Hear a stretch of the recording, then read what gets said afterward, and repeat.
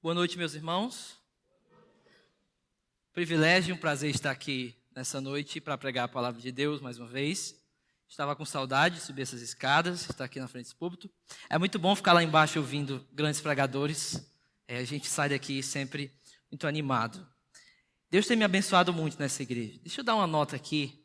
Deus tem me abençoado através da vida de todos vocês. E principalmente dando um pouquinho mais de ênfase aqui, naquelas pessoas que têm chegado agora aqui na igreja. Queria dizer a vocês que estão chegando na igreja agora, que vocês são presentes de Deus para nós. E que a vida de vocês para cá fortaleceram muito os nossos corações. Amém? Convido os irmãos a abrirem suas Bíblias em Jonas, capítulo 1. Enquanto vocês abrem em Jonas, deixa eu dizer duas coisas. A primeira é que o título dessa pregação, ela reflete muito o que eu vou fazer.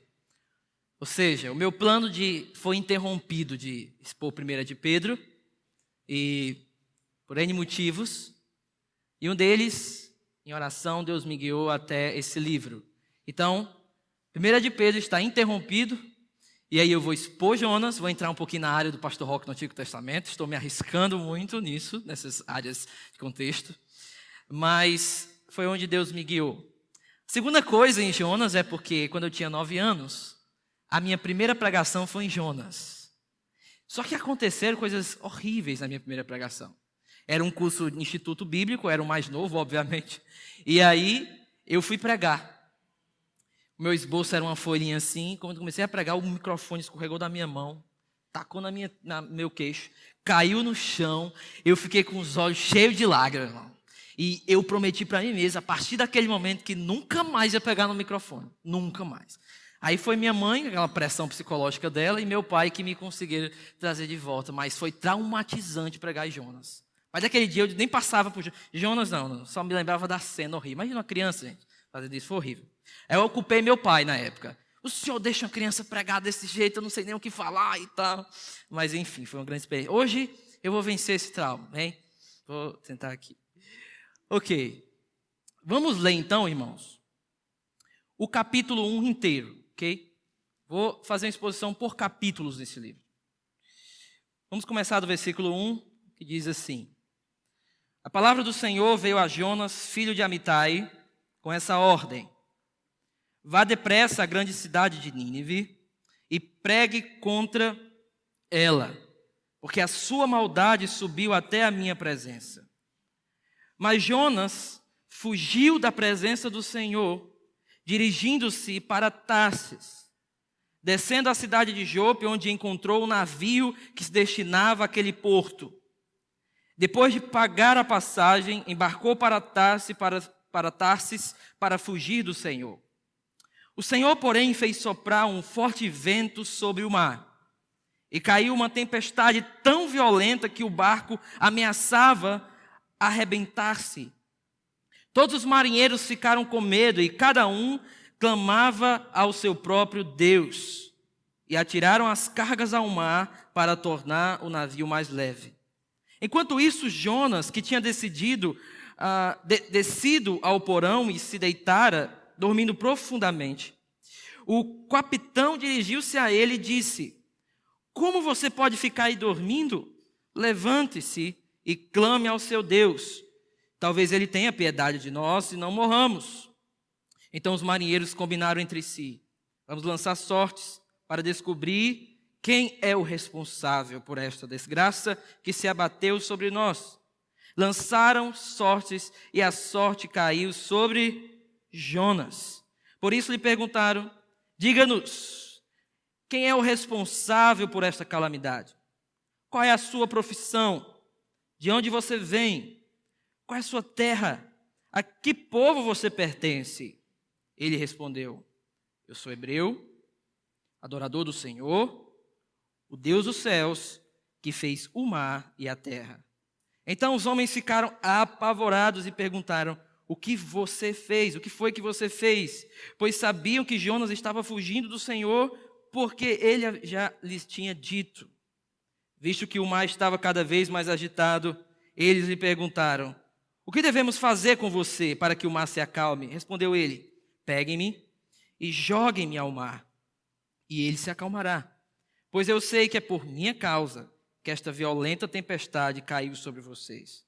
Ao invés disso, os homens se esforçaram ao máximo para remar de volta à terra, mas não conseguiram porque o mar tinha ficado ainda mais violento.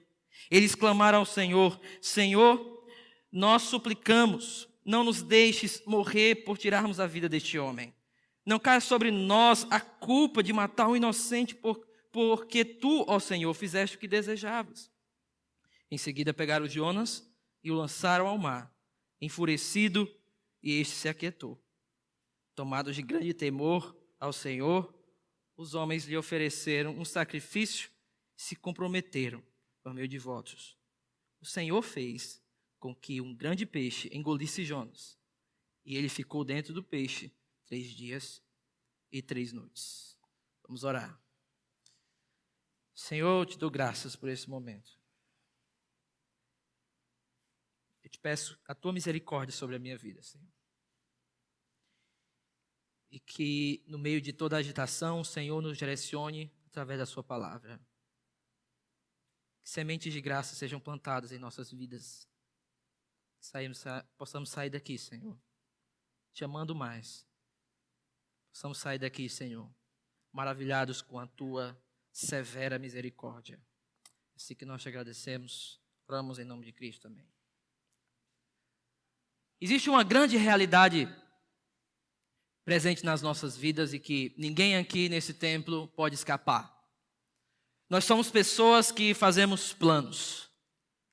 Nós estamos constantemente, durante o dia, fazendo planos, arrumando a nossa agenda. Nós temos algumas coisas para fazer, nós já sabemos o que nós vamos fazer, de limpar a casa, de lavar uma louça, de ir para um colégio, de ir para a faculdade, de ir para o trabalho. De alguma forma, a nossa vida está meio que toda já arquitetada aqui na nossa mente. Nós fazemos constantemente esse tipo de escolhas. Nós estamos constantemente fazendo planos.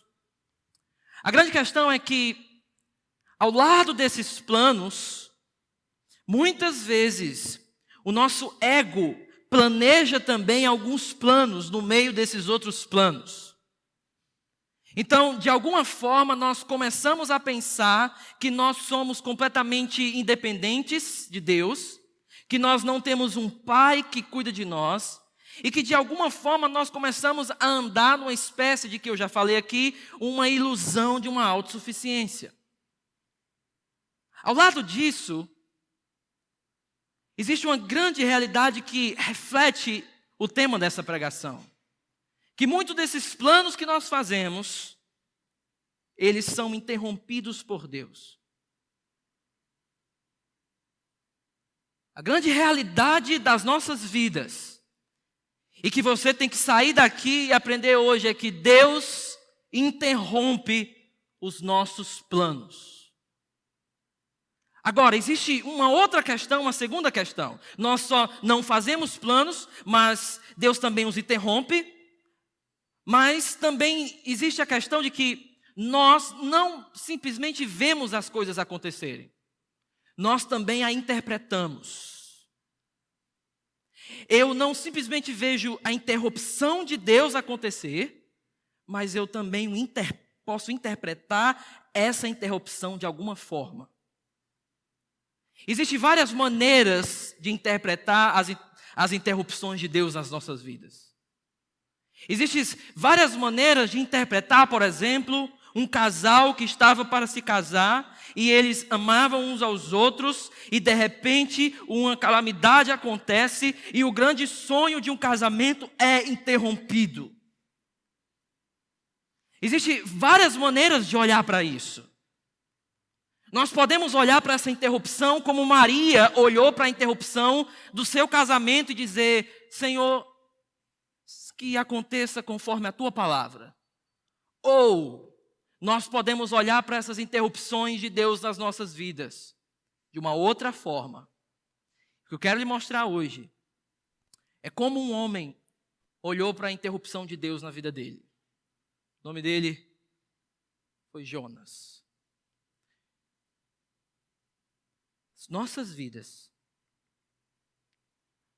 muitos dos nossos planos, vão ser interrompidos por Deus. E nós somos chamados a interpretar essa interrupção de alguma forma. O que nós vemos aqui no livro de Jonas, justamente Deus fazendo uma interrupção no plano de Jonas, mas quando Jonas olha essa interrupção, ele olha essa interrupção de alguma forma, ele interpreta ela. Só que eu não quero antecipar a narrativa, eu quero viver com você a narrativa do capítulo 1. O que o autor ele quer que veja na vida de Jonas. Ele meio que tira algumas informações da história para colocar no final, para que a gente consiga construir direito como Jonas interpretou a interrupção de Deus na vida dele naquele momento. Deixa então dar algum panorama aqui para você do livro de Jonas. O livro de Jonas ele está entre os 12 profetas. Os 12 profetas menores. Menores não por importância, mas por tamanho. São pequenininhos. Então, o livro de Jonas ele é um pouco diferente desses 12 livros dos profetas menores, porque ao passo que os outros livros, eles falam algum oráculo do Senhor, assim diz o Senhor, Jonas, na verdade, o livro de Jonas é a história dele mesmo. Então, meio que é diferente. Enquanto Oséias vai dizer um assim diz o Senhor para Israel, Amós, Naum, Jonas não tem basicamente uma profecia para Israel, mas ele tem algo, é a própria história dele. Veja aqui a cara dele. Você está vendo, ele está com a cara de mal, aborrecido. Ok? Um outro versículo que nós podemos ver, Jonas, onde ele aparece a outra vez do Antigo Testamento, é em 2 Reis 14, 25. Você não precisa abrir, está aqui. Jeroboão II conquistou de novo todo o território que havia sido de Israel, desde a subida de Amate, no norte, até o Mar Morto, no sul.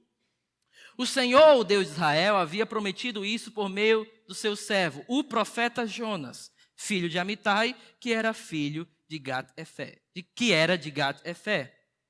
Aqui o que nós vemos é que, enquanto Amós profetiza algo positivo para Jeroboão II, que de fato não foi um rei bom para Israel, Amós, que é da mesma época, ou do mesmo contexto de Jeroboão, profetiza algo contra ele. Algumas pessoas colocam em xeque já aí um pouco o caráter de Jonas.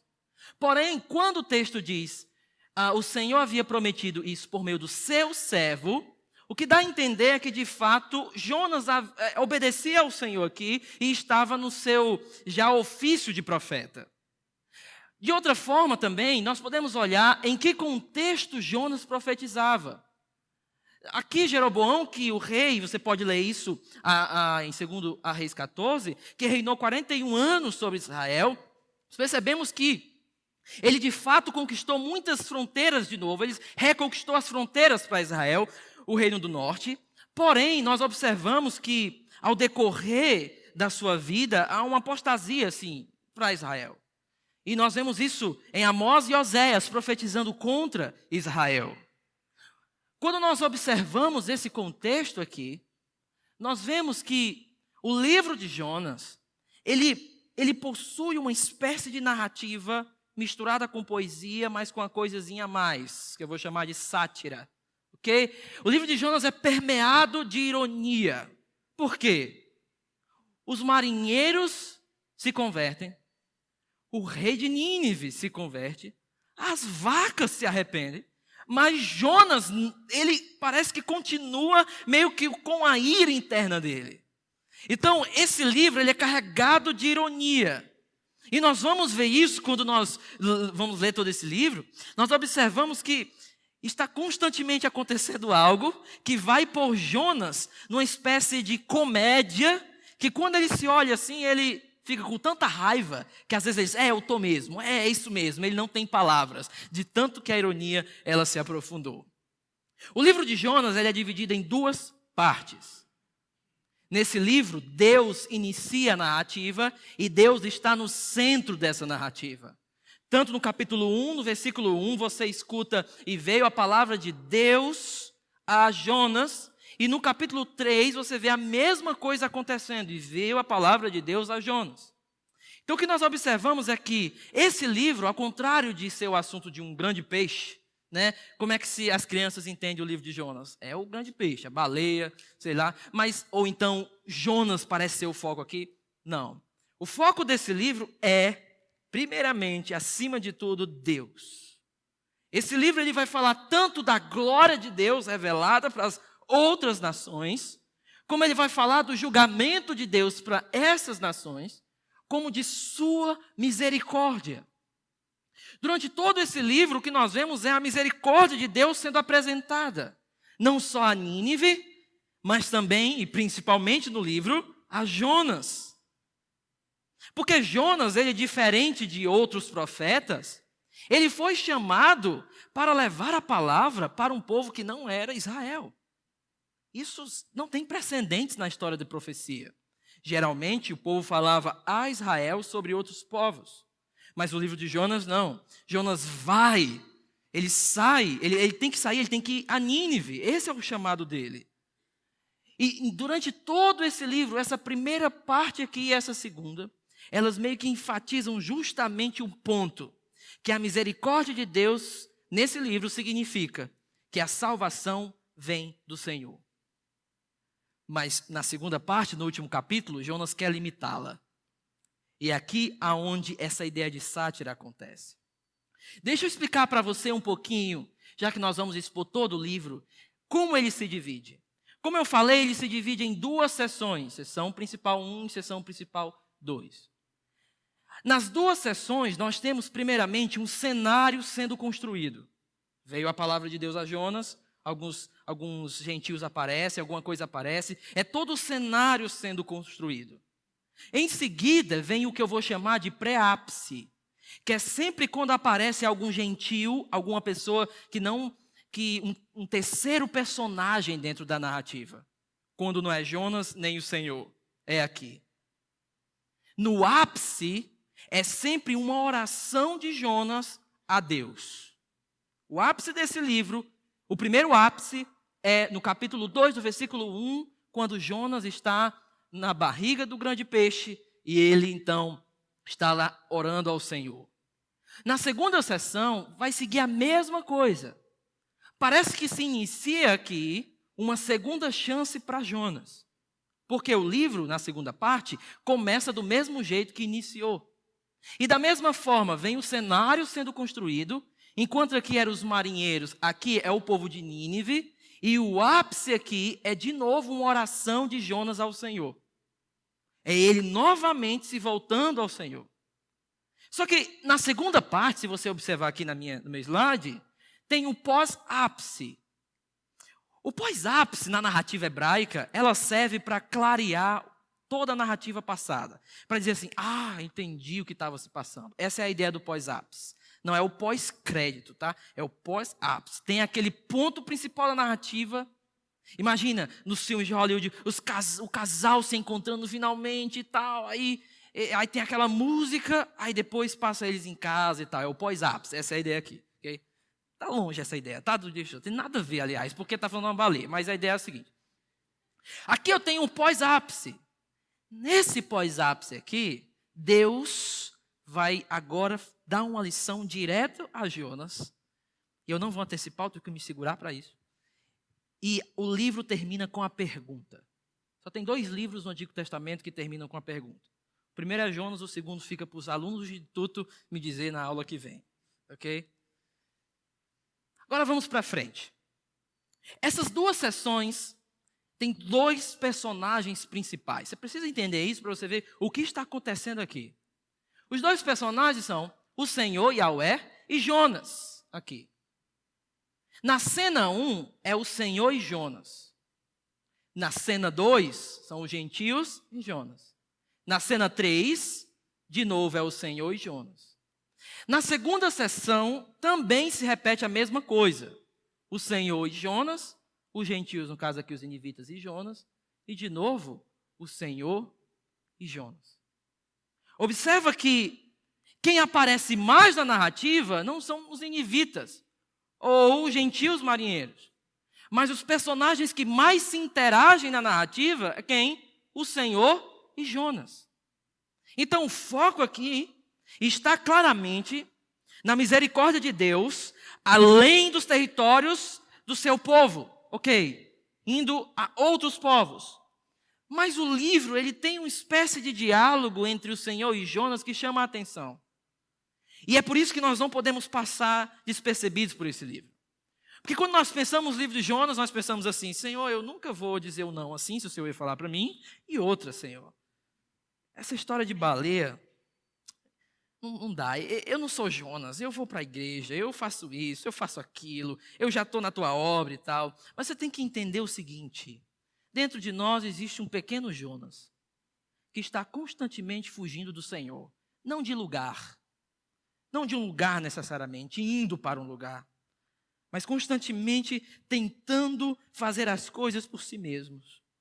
Tentando de uma forma fazer a coisa e fugir daquilo que o Senhor ordenou na sua palavra. Em algum lugar das nossas vidas, nós meio que fingimos que o Senhor não existe para poder andarmos da nossa forma. É por isso que o livro de Jonas é importante.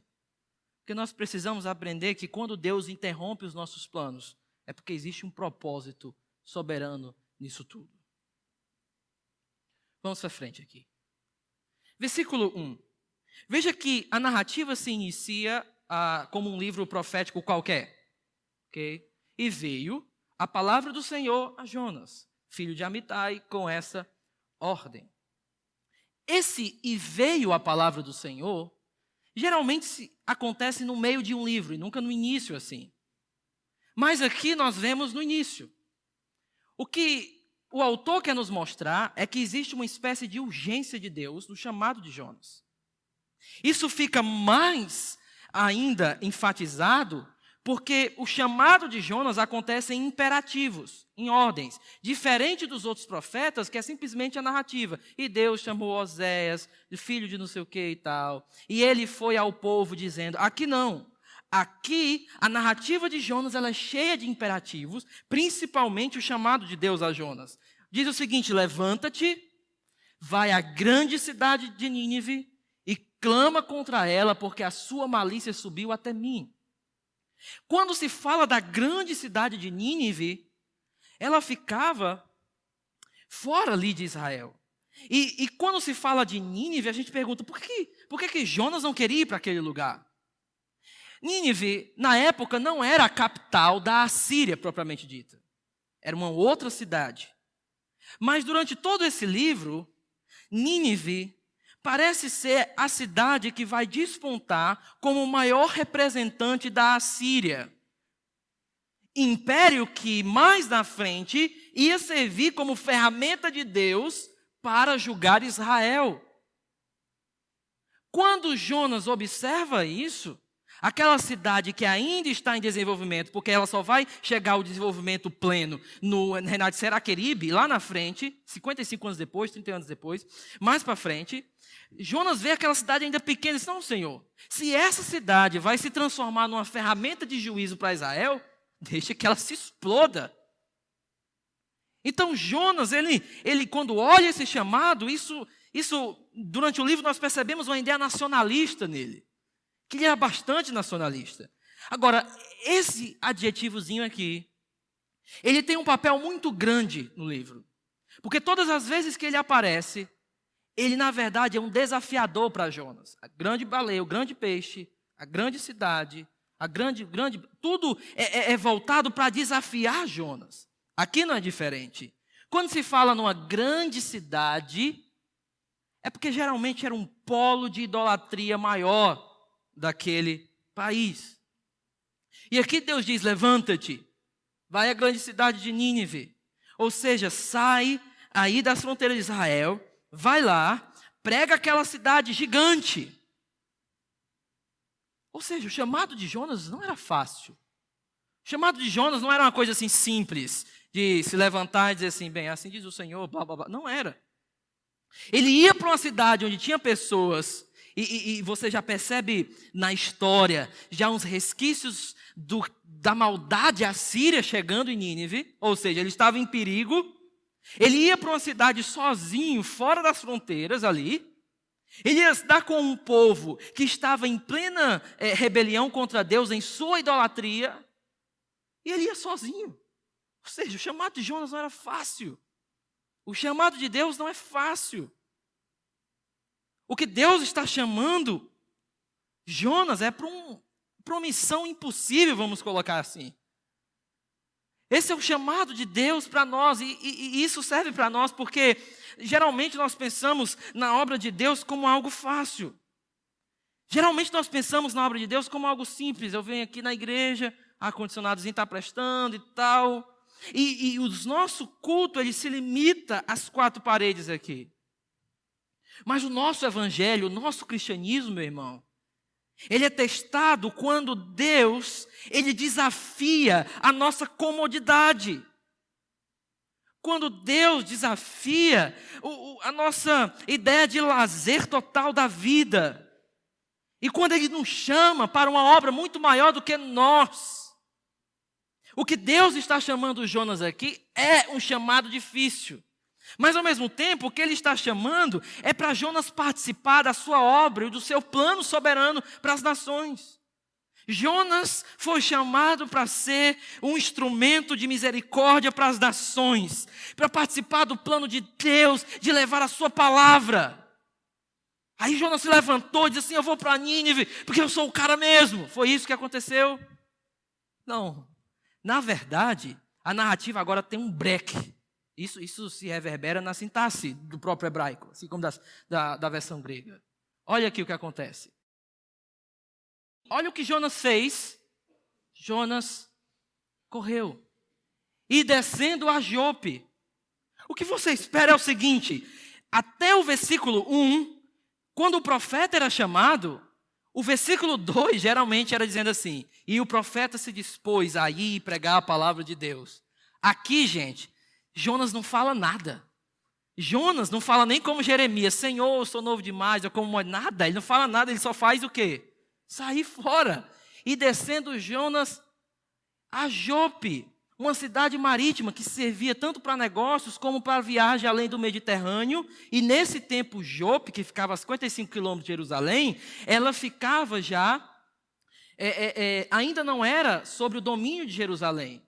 Ou seja, Jonas procurou desde o início algo já para sair da presença de Deus, do ambiente de Deus. Então ele corre. Olha o que ele fez.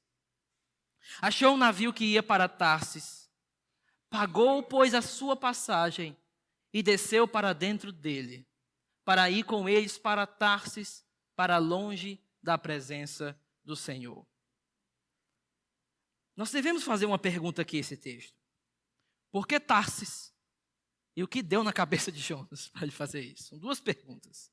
Para entender isso, esse versículo 3 aqui, ele é melhor entendido assim. Aqui nós temos o que nós chamamos de quiasmos. É uma espécie de estrutura paralela invertida, aonde o centro me fala alguma coisa. Exemplificando, você vai entender melhor. O versículo está assim, ó: Jonas se levantou para fugir da presença do Senhor para Tarsis. E ele termina assim, ó: para ir com eles para Tarsis, para longe da presença do Senhor. Está vendo? Aqui, continuando o versículo, tem: e descendo a Jope. Lá na frente, no versículo, diz: e desceu para dentro dele. Veja as palavras, veja que parece aqui. No centro do versículo 3, tem assim: achou o navio que ia para Tarsis, pagou, pois, a sua passagem. Aí vem o resto do versículo. Em outras palavras, essa estrutura me revela algo aqui. Primeiro, que existe uma grande ênfase nessa cidade, Tarsis. Aqui. Ela se repete tanto aqui, como aqui no final e aqui. Por que Jonas preferiu ir para Tarsis? Tarsis era uma cidade, um país longe. Hoje não dá para necessariamente determinar onde ele fica, provavelmente pelo lado da Espanha, do outro lado do Mediterrâneo, bem longe. Longe demais. Na verdade, Tarsis era no lado oposto ao de Nínive. O que Jonas está fazendo é o seguinte: ele está indo o mais longe que ele pode de onde Deus disse que era para ele ir. Agora, por que Jonas faz isso? Aí o versículo me diz claramente: para fugir da presença do Senhor. Ele quer sempre fugir, estar longe. Ele não quer o Senhor, ele quer ir para longe disso. E muitas vezes parece a gente, né? A nossa, às vezes, eu vou falar por mim, cabeça dura de insistir numa coisa que está claro que não é, mas eu preciso ficar longe de tudo aquilo que for de Deus, porque eu quero insistir na minha rebelião. Eu quero insistir na minha desobediência, eu quero insistir, porque eu sei que se eu for para perto do Senhor, Ele vai dizer, isso está errado. Então, para ninguém dizer que eu estou errado, eu prefiro tampar os meus ouvidos e ir para longe. Agora, o que nós vemos aqui em Tarsis, não é simplesmente que ele queria fugir da presença do Senhor, no sentido de que, rapaz, eu vou para um lugar onde o Senhor não pode me ver. Jonas não é inocente assim, gente. Jonas diz claramente no versículo 9 do capítulo 1, de que ele é o Senhor da terra e do mar. Então, por que ele quer ir para Tarsis? Se você ler o livro de Isaías, a parte lá, capítulo 40 ao capítulo 66, você vai observar que Tarsis tem uma fama de ser um lugar aonde Deus ainda não foi pregado. De ser um lugar aonde ainda os profetas não foram enviados. E a profecia é, um dia eu enviarei e o meu nome será proclamado por todo o mundo e até Tarsis. O que Jonas estava fugindo não era necessariamente da onipresença de Deus, porque ele sabe que Deus pode estar em todos os lugares, Deus ele vê tudo, ele domina tudo. O que ele está fugindo é para um lugar onde a palavra de Deus não foi revelada ainda. E aí existe uma diferença aqui. Deus, na sua palavra e no Antigo Testamento, ele se apronta em se revelar ao seu povo da aliança. Se revelar a um sacerdote ou a um líder como a Moisés. Então, apesar da presença de Deus estar em todos os lugares, a presença revelada de Deus, ela era restringida a Israel. Aonde o profeta era chamado ali, era dentro dos limites do povo da aliança. Quando ele decide ir para Tarsis, é porque em Tarsis, a presença revelada de Deus, a lei do Senhor, ainda não havia chegado. Ele quer ir para longe da palavra de Deus. Ele quer ir para longe da onde a Torá pode ser ouvida. Ele quer ir para longe da sabedoria divina. Ele não acha que ele vai se esconder debaixo do navio e Deus não vai ver. Ele sabe muito bem. O que ele está tentando nessa viagem de 3 anos, como 2 Crônicas me diz, o que ele está tentando é sair o mais longe possível de onde Deus se revela. E é isso quando acontece, quando nós estamos nessa crise de obediência a Deus, e nós começamos a distanciar da palavra, porque nós queremos insistir em nossos planos. Nós queremos insistir em determinadas coisas, enquanto a palavra de Deus diz claramente que é errado. Enquanto a palavra de Deus diz claramente não, nós queremos insistir, mas nessa insistência, nós começamos a deixar a palavra de Deus de lado. Nós queremos sair de onde a palavra de Deus é revelada. Por exemplo, eu não vou para a igreja, o pastor só vai falar lá de coisa dura comigo, eu preciso escutar uma coisa que refresque o meu coração. Não. Ou seja, nós não queremos ouvir a palavra de Deus, porque isso pode denunciar o nosso coração. Isso pode desvendar o que está lá dentro, a nossa desobediência. Então Jonas queria ir para longe, assim, rapaz, eu vou para longe de onde tem profeta, mano. Porque esses caras vão falar para mim, vão dizer que eu estou em pecado, eu vou para longe, eu vou para onde não existe. Muitas vezes essa é a nossa atitude. Muitas vezes é isso que nós procuramos. E aqui existe uma lição para nós.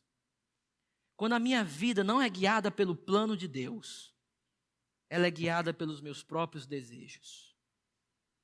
Quando a minha vida não é orquestrada pelo plano de Deus, então eu vou guiar a minha vida da forma que eu quero. No que dá na telha, eu vou fazer. Toda a nossa vida ela é formada pelos nossos planos, pelos nossos desejos, por aquilo que nós queremos fazer ou não. E quando nós não temos o plano de Deus em mente, nós agimos de uma maneira anárquica. A gente diz assim, não, é o seguinte, eu vou ser isso, aquilo e aquilo outro. E já bati o martelo e vai ser. Como se nós tivéssemos a capacidade, primeiro, de fazer cumprir, e como se nós tivéssemos a capacidade de ver o futuro e ver lá que realmente está acontecendo aquilo que eu planejei. Nós não temos. Deixa eu dizer uma coisa para você, não fique com raiva de mim, não. Nós não temos. Você não consegue ver o futuro e você não tem o poder de mudá-lo. Mas na nossa ilusão, nós achamos que temos. Os nossos desejos sempre vão nos manter dentro da nossa linha de conforto. Os nossos desejos sempre vão nos manter dentro daquilo que nós conseguimos fazer pelas nossas próprias forças. Mas Deus, o Deus da graça, muitas vezes não confortável, vai me chamar a ir além da minha linha de conforto. Vai me chamar para ir além daquilo que eu posso nas minhas próprias forças, para eu ficar numa situação onde eu vou ter que depender dele inteiramente. E muitas vezes nisso, ele precisa interromper os nossos planos.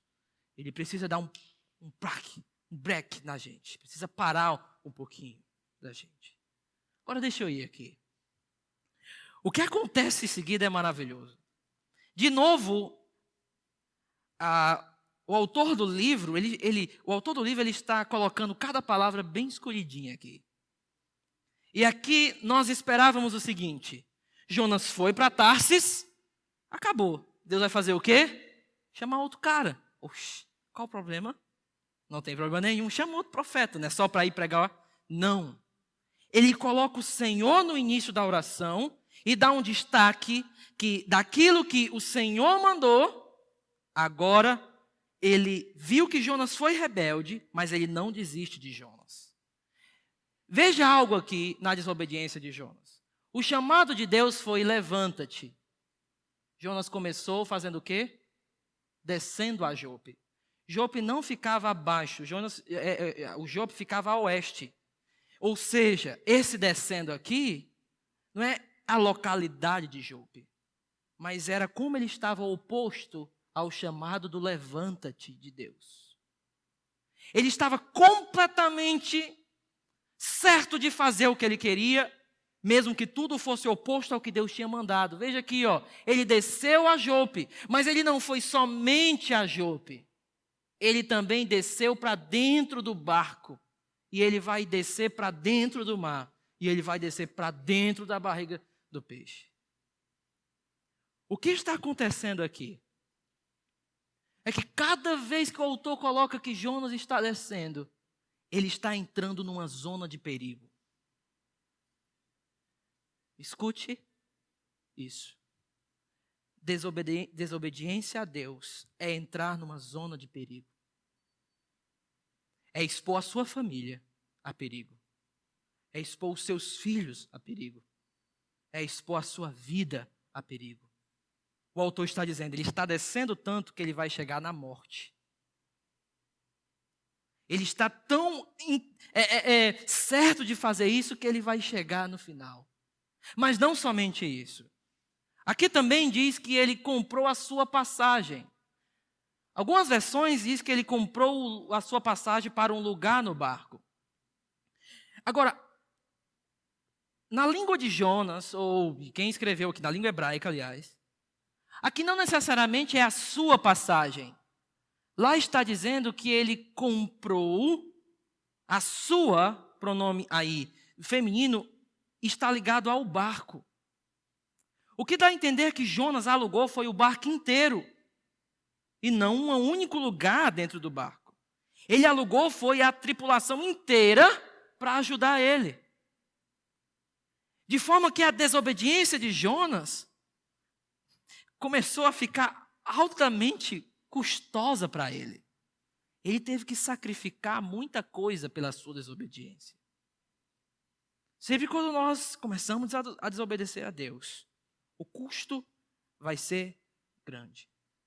A desobediência a Deus não só nos leva a uma zona de perigo, mas nos leva a um lugar aonde nós vamos sacrificar muita coisa que nós não deveríamos sacrificar. Mas o Senhor entra na história. E o Senhor, Ele entra na história de uma maneira maravilhosa. Porque Ele entra dizendo, e o Senhor mandou ao mar um grande vento, e fez-se no mar uma forte tempestade. E o navio estava a ponto de quebrar-se. Você consegue ver aqui, irmão, como a coisa começa no céu e termina na terra, como Deus, Ele manda a tempestade lá, e fica como se o mar, se o barco fosse quebrar, da tempestade que Deus enviou. Essa tempestade aqui, no mundo antigo, era vista não simplesmente como algo normal, por parte do que faziam os outros deuses até, ou os falsos deuses. O autor, ele organiza esse versículo para mostrar para a gente que Yahweh, o Senhor, está entrando em batalha contra Jonas. De forma que a sua ferramenta é o mar, aonde ele vai enviar as tempestades, aonde ele vai enviar tudo, para entrar agora o guerreiro divino numa espécie de luta contra Jonas. Ele vai agora estar empenhado e ir na desobediência de Jonas para vencer a desobediência de Jonas.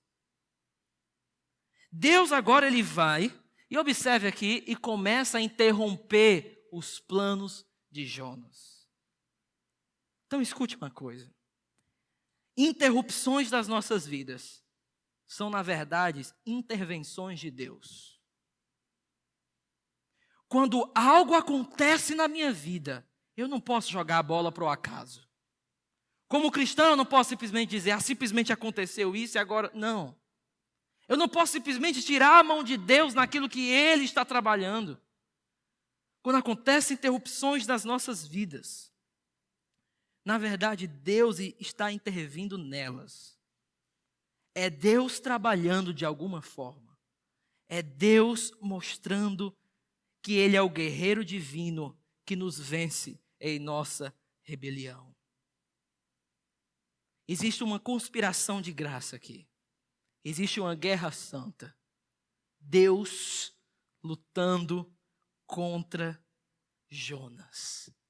Deus está empenhado, meus irmãos, a nos vencer na nossa rebelião. Ele não admite nenhum traço de independência, de irmos para longe dele.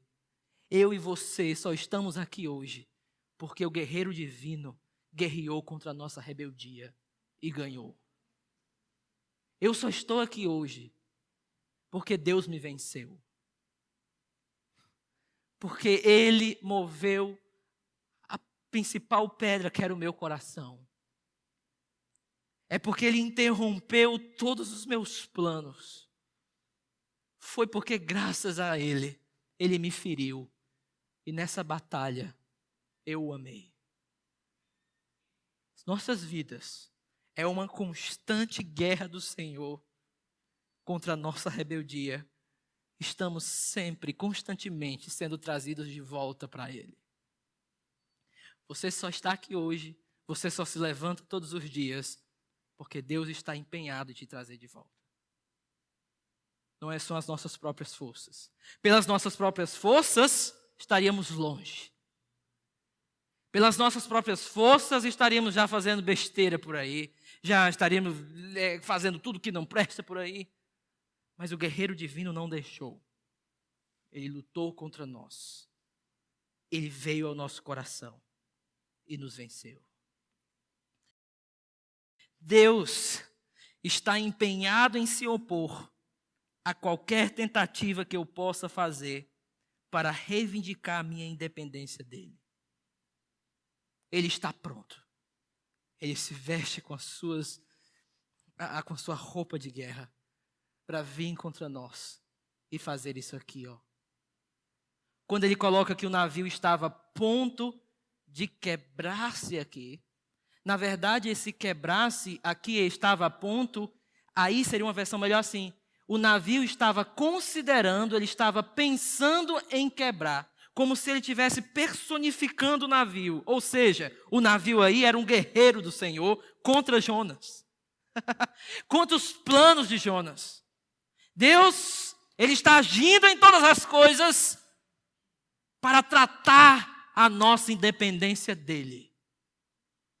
Porque todas as vezes, quando saímos do ambiente da obediência a Deus, nós nos colocamos numa zona de perigo. Não só contra nós mesmos, mas principalmente contra Deus. Agora, olha o que ele faz. Todos os marinheiros ficaram com medo. Aqui começa o pré-ápice, até. Aqui começa a coisa a esquentar. Todos os marinheiros ficaram com medo e cada um clamava ao seu próprio Deus. Por que eles clamavam ao seu próprio Deus? Porque eles achavam que cada Deus, naquela época, tinha uma responsabilidade para algum tipo de elemento. Um para o mar, outro para o vento, outro para isso, outro aquilo. E eles começaram a clamar ao seu próprio Deus. Só que não fizeram só isso. Eles atiraram, e preste atenção nisso aqui, que vai fazer um papel lá na frente, e atiraram as cargas ao mar para tornar mais leve o navio. Ou seja, agora os marinheiros, eles entram na parada e o que é que acontece com Jonas? Jonas simplesmente faz o quê? Enquanto isso, Jonas, que tinha descido para o porão e se deitado, dormia profundamente. Aqui está ele, dormindo. Jonas está dormindo em tempos de fuga. Jonas está tranquilo em tempos de desobediência. Jonas está numa espécie de tranquilidade no momento de rebeldia contra Deus. É como se ele tivesse nem aí para nada, nem aí para a sua vida. É como se ele tivesse completamente desleixado no momento onde ele deveria estar mais ativo. Ele estava lutando contra Yahweh. Ele estava lutando contra o Senhor. Mas não, ele está dormindo. Agora, o que acontece em seguida é, o capitão dirigiu-se a ele e disse: como você pode ficar aí dormindo? Levante-se e clame. Quem foi que disse isso? Foi o Senhor no início. O Senhor disse: Jonas, levanta-te e clame aquela cidade. E agora, no meio do mar, no meio da tempestade, tudo acontecendo, Deus usa os marinheiros para falar exatamente os mesmos verbos, exatamente com o mesmo grau. Tudo, levante-se e clame ao seu Deus. Deus organizou tudo de tal forma que os marinheiros e Jonas ficaram totalmente dependentes dele naquele momento. Como é que Deus fez isso? Muito simples, nós podemos ver por isso aqui, ó. Então os marinheiros combinaram entre si. Por que os marinheiros combinaram entre si agora de lançar sorte? Fácil, porque os deuses não deram certo. Se os deuses não deram certo, agora ficou na nossa mão. Agora, meu irmão, é o que a gente tem, vamos lançar sorte. Uma coisa interessante é que essa ideia de lançar sorte era uma ideia de Israel e não de outras nações, basicamente. Onde eles colocavam várias coisas dentro de um potezinho, com um buraquinho, e mexiam, e o que cair fora era aquele. É a ideia de lançar sorte.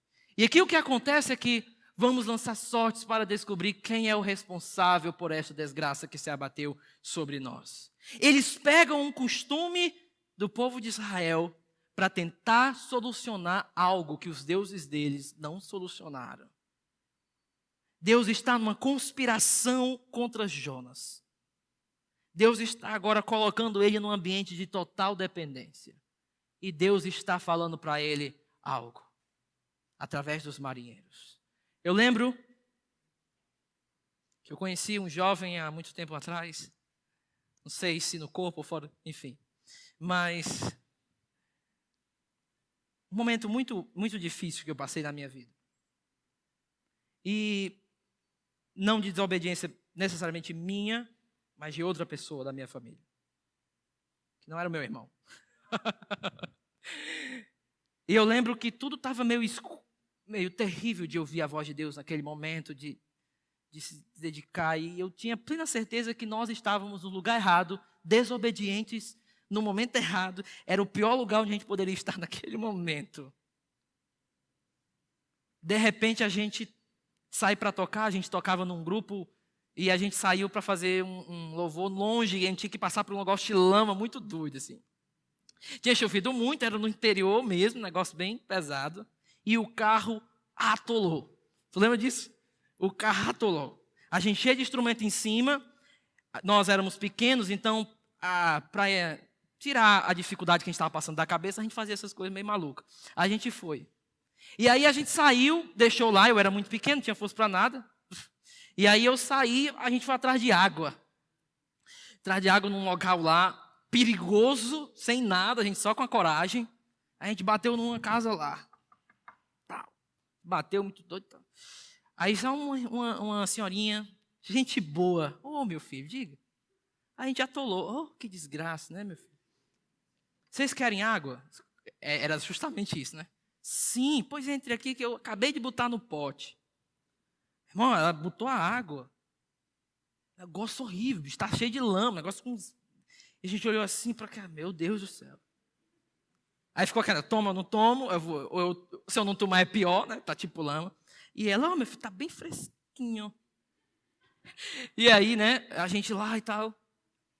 E ela falou assim, olha, não é muito não, tá? Mas é o que a gente tem. Deus é assim.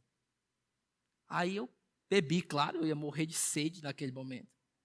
Naquela mesma hora, como se Deus tivesse dito, lembrado, que mesmo nos ambientes de desobediência, mesmo a gente tendo desobedecido a Ele ainda estava nos guardando, nas mínimas coisas.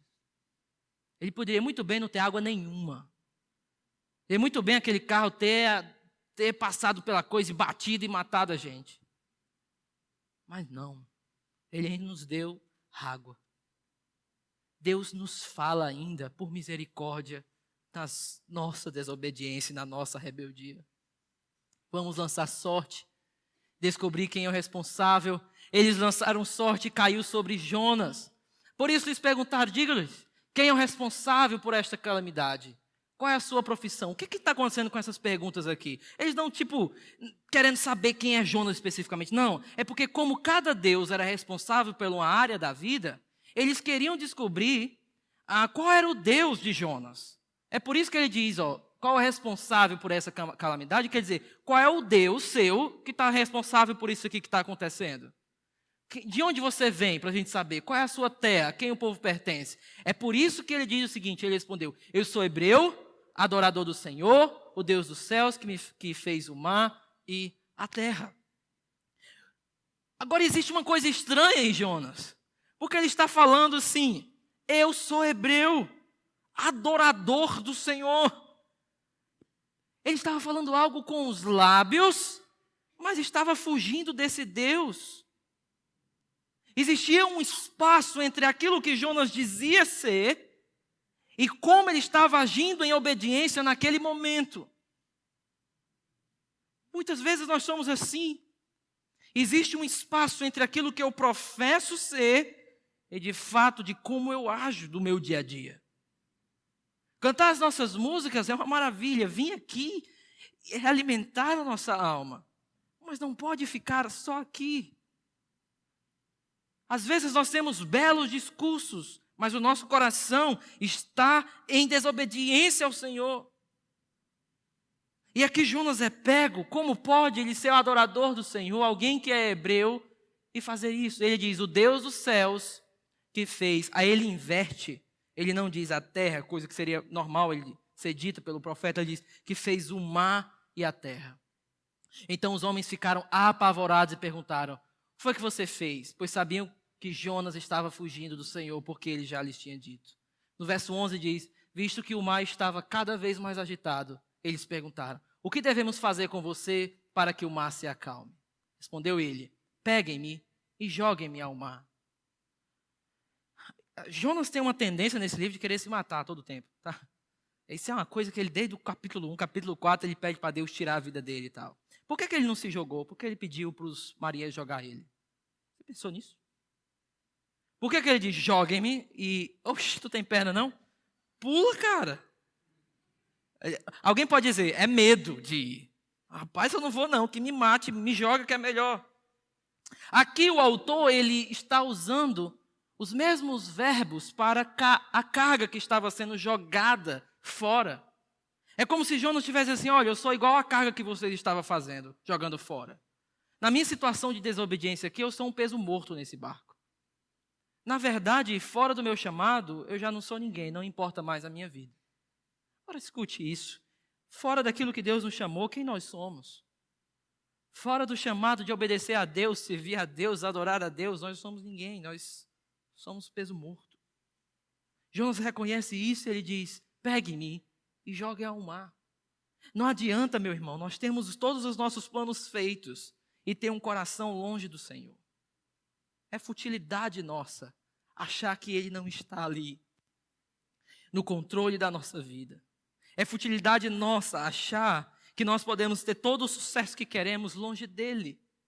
Não é sucesso verdadeiro. Longe do Senhor, nós somos apenas carga para se jogar fora de dentro de um navio. Mas não é isso que acontece. Olha o que diz. E ele se acalmará, pois eu sei que é por minha causa que essa violenta tempestade caiu sobre vocês. Verso 13. Ao invés disso, os homens se esforçaram ao máximo. Aqui, agora, esse esforçar ao máximo para remar, a palavra aí não é remar, é cavar. Isso é estranho. Assim, cavar no mar? Oxe, cavar no mar. É porque é a ideia de descer mais. O que o texto está dizendo é que enquanto mais eles remavam ou cavavam, eles estavam caminhando cada vez mais para a morte. Em outras palavras, cavando a sua própria sepultura. Por quê? Porque não adianta ir contra o Senhor. A força do homem não pode ir contra o Senhor quando ele quer fazer algo. Quando Deus diz que ele vai fazer algo, ele faz. E não adianta homem nenhum tentar se opor, porque Deus faz. E aqui nesse texto está claro, mas não conseguiram, porque o mar tinha ficado ainda mais violento. Era Yahvé guerreando e eles tentando de outro lado. Eles clamaram ao Senhor: Senhor, nós suplicamos, não nos deixe morrer, por tirarmos a vida deste homem. Aqui os marinheiros, tipo assim, eles estavam mais piedosos do que Jonas, né? Disse: ó, Senhor, a vida desse homem que está para nos matar aqui, não nos mate. Olha o que ele diz: deixe-nos morrer, pois tiramos a vida desse homem. Não caia sobre nós a culpa de matar um inocente, porque tu, ó Senhor, fizeste o que desejavas. Deus escuta a oração dos marinheiros? Escuta. Isso é algo fantástico no texto, porque os marinheiros estão orando agora, não mais aos seus deuses, mas ao Senhor.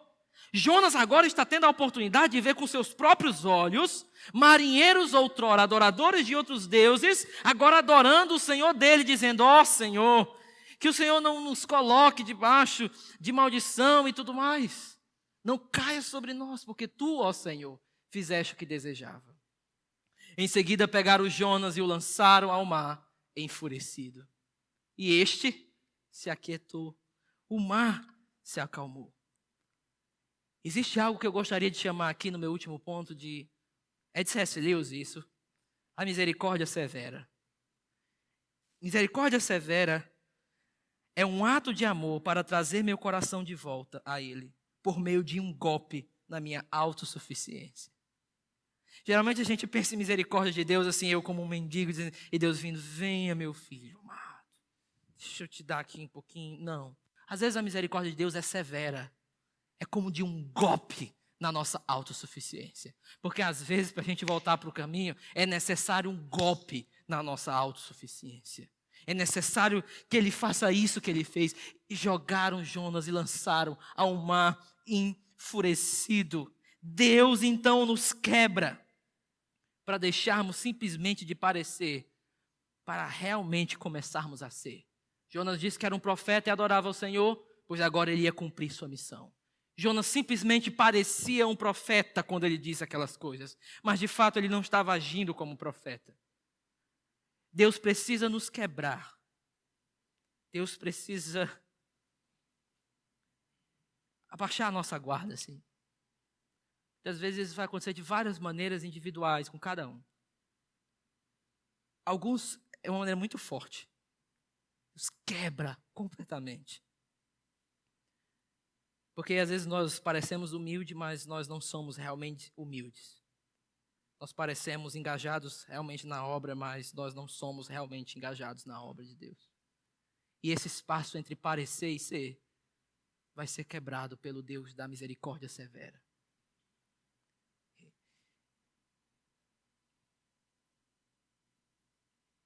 agora. E este se aquietou, tomados de grande temor ao Senhor. Aqui existe um paralelo entre Jesus no mar e a tempestade e Jonas, ok? Fica para os alunos do instituto. E este se aquietou, tomado de grande... Os homens lhe ofereceram um sacrifício. O sacrifício lá dentro do barco. Jonas não fez nada. Jonas, ele fica só parado. Os caras orando e tudo. Joga Jonas fora. Os caras agora, ó Senhor, vamos oferecer um sacrifício a ti. Não é coisa estranha aqui, tá? Porque como eles adoravam outros deuses, eles tinham estoques de sacrifícios guardados. Ok? Eles pegam aquele sacrifício para adorar ao Senhor. Jonas, então, é um instrumento de Deus para chegar àqueles homens. A linguagem aqui não é simplesmente um voto que depois eles voltaram. A linguagem é muito forte aqui. É uma linguagem de alguém que realmente agora está fazendo um voto para adorar o Senhor. E Deus usou ali Jonas. Agora, olha o que acontece aqui. Jonas é lançado ao mar. A misericórdia severa acontece. Mas o Senhor preparou aqui. Essa palavra preparou é aquela palavra que a gente faz sem perceber. A gente vai escolher uma fruta, a gente quer a melhor fruta. A gente escolhe assim, não, essa não. Essa não, essa tá pode. Essa aqui não tá tão. A gente vai escolher aquela. Essa palavrinha aqui é como se o Senhor tivesse escolhido um peixe específico, escolhido dentro de milhares, justamente para Jonas. Ele estava preparando o ambiente aonde ele ia precisar quebrar Jonas. E ele ficou dentro do peixe 3 dias e 3 noites. Os peixinhos aqui, ó, tudo vendo? Aí o peixão e Jonas descendo para ficar lá. O que está acontecendo é que Deus está agindo em graça. O Jonas que pagou para ir para longe de Deus, agora vai para perto de Deus de graça. Vai para dentro do seu chamado de graça. Ele vai ser levado para Nínive sem pagar nada dentro de um peixe lá 3 dias e 3 noites. Por que Deus levou Jonas para lá? E por que Deus precisava lançar ele para lá?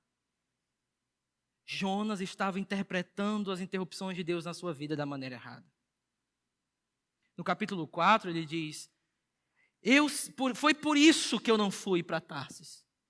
Porque eu sei que o Senhor é assim, o Senhor diz que vai julgar, mas quando o pessoal se arrepende, o Senhor perdoa. Eu sabia que tu és um Deus que perdoa. Já se viu essa? Eu sei, por isso que eu não fui, porque tu és um Deus misericordioso. Oxe. E agora, Jonas precisa ficar debaixo da misericórdia de Deus completamente. Ele é um homem que está totalmente agora dependente de Deus, porque ele sabe que se não for Deus naquele momento, ele vai morrer. É isso que Deus faz. Deixa eu dizer agora, e aí termino. 3 coisas ou 4 aqui. Primeiro, nossas vidas são permeadas de interrupções, não pelo acaso, mas de Deus. Algumas coisas que acontecem em nossas vidas. As coisas que às vezes param, elas acontecem porque Deus precisa tratar alguma coisa em nosso coração. Segunda coisa, a nossa vida não é só permeada por interrupções, mas essas interrupções são interrupções de graça. Deus não está nos interrompendo porque Ele tem ira de nós. Deus está nos interrompendo justamente porque Ele nos ama. Terceiro, as interrupções de Deus são lembretes para nós de que nós temos um Deus, um Pai, e não somos autossuficientes. Por último, e aqui eu vou deixar o ponto para a minha próxima pregação. Deus escolhe homens improváveis para realizar tarefas impossíveis. Mas antes, Ele leva esses para a escola do quebrantamento, para que fique bem claro que o tesouro que temos está em vaso de barro. Deus escolhe homens improváveis. Por que Jonas? Por que não Oséias? Por que não Amós? Estava lá os caras, chama eles. Oséias foi casar várias vezes com a mesma mulher, obedecendo o Senhor. Por que não aproveitou Oséias? Dá uma pausa aí. O Jonas deu zigue nele, a gente chama outro aqui. Não. Ele está empenhado em escolher homens improváveis para fazer tarefas impossíveis. Para que fique claro que a glória não é de homem nenhum, mas a glória sempre e sempre será dele. Quando eu olho para a minha vida, quando eu olho para a vida dos homens de Deus aí fora, quando eu olho para o que Deus fez através de homens, sempre foram homens improváveis. Mas são esses homens improváveis que Deus usa. Mas antes, Ele precisa quebrá-los. E aí temos que entrar na escola do quebrantamento. Nessa escola, nós vamos deixar de parecer para realmente sermos. Isso tudo é graça. É a misericórdia severa que muitas vezes tem que dar um golpe na nossa autossuficiência para voltarmos atrás na nossa rebeldia. Te apresento, Senhor, essa palavra. Abençoa as nossas vidas. Em nome de Cristo. Amém.